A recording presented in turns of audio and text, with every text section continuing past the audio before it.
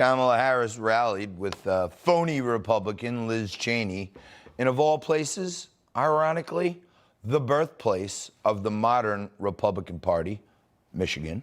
Both of them hammering that ridiculous continued trope of the Democratic Party that the deep state swampy lie, you know the one. Donald Trump is a threat to our democracy, and so are all of us.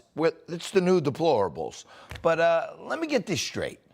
Liz Cheney, daughter of Dick Cheney, fan of global conflicts, warmonger extraordinaire, does not like President Donald Trump because he's a peacemaker. He's a peacetime president. And under his leadership, how many wars? 0. None. Zip. I didn't see that one coming. I mean, what else was she supposed to do after Liz Cheney lost her Wyoming primary to Harriet Hageman by 40 points? After she ran the sham January 6th Unselect Committee, her savage hunt for patriotic Americans who dare to be Trump supporters, what a traitor. Where does she come off going against her own party and coming out for this progressive leftist, Kamala Harris? Who could have imagined that the daughter of a known establishment rhino, a war hawk like Dick Cheney, would turn on President Donald Trump and MAGA, the future of the Republican Party? Shocker? Not really.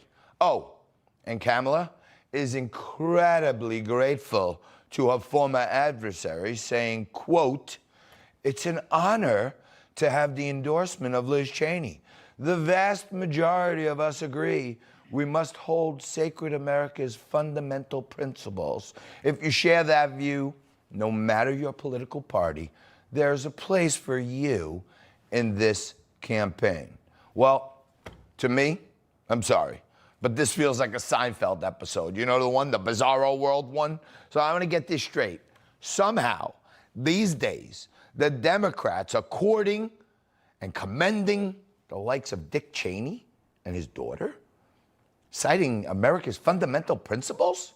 She says, Kamala Harris, who believes that everything we say should be policed. In 2019, when she ran for president, she said she wanted to confiscate your guns. She believes in mandatory gun buybacks. Those are not fundamental principles of this country.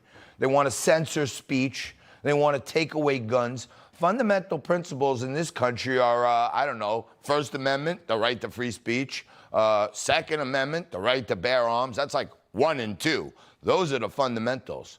Our rights are all fundamental, and even Liz Cheney agrees. I am a Ronald Reagan conservative. I believe in limited government. I believe in low taxes. I believe in a strong national defense. And I believe that the private sector is the engine of growth of our economy. I believe that the family, and not the government, is the most important structure in our society. Oh, this is rich. So let me get this straight. Liz Cheney is for limited government, but endorses a candidate known for wanting more government, more control over the American people. Liz Cheney is supposed to be for low taxes, but endorses a candidate who said she will raise taxes. Liz Cheney supposed to be strong on national defense, but endorses a candidate who simply says this to deter Iran? What's the message to Iran? Don't. As President Biden said, just don't. Exactly. One word. Pretty straightforward. Now, this is some serious foreign policy, folks. Don't. You know? Remember, how much the Democrat Party had vilified Dick Cheney, both when he was vice president, but even more so, like the past 2 decades, to them, he was like Darth Vader, okay? There was actually an Oscar-nominated film painting him as one of the most villainous political figures in American history. Now, they're celebrating the Cheneys. Talk about bizarro world. But those days are over.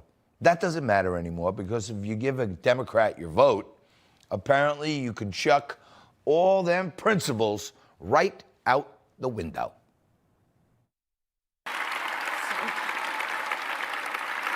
And I also want to thank your father, Vice President Dick Cheney, for his support and what he has done to serve our country. Every endorsement matters, and this endorsement matters a great deal, Liz, and it carries a special significance. This is becoming a comedy routine here. Special significance. That's right.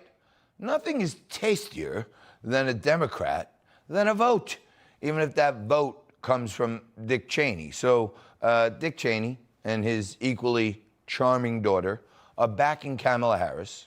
I couldn't imagine a more resoundingly negative endorsement to have. And basically, it's a match made in neocon heaven. Oh, and just a little reminder, these are some of the things Liz Cheney used to say about her now buddy, the beloved Kamala Harris. Take a listen. Her views are so radical that just from a political standpoint, it was a surprising pick to me. So I think in addition to the fact that she would be a terrible vice president policy-wise for the country. Every single day, the Democrats tell us what they would do in, as Kamala Harris put it yesterday, quote, a Harris administration with Joe Biden. They would defund our police, dismantle our freedom, destroy our history, and abandon our founding values. The president has said Vice President Harris is in charge of the border. Vice President Harris said she was not in charge of the border. Nobody seems to be in charge. She hasn't been there. Note to Democrats.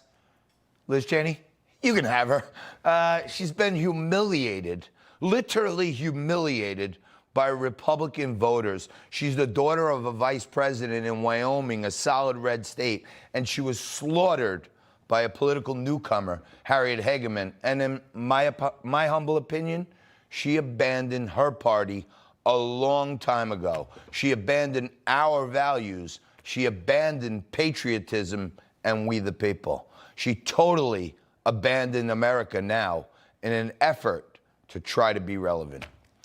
Dear Liz Cheney, good riddance.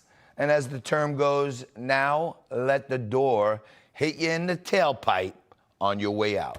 And that's my 2 cents.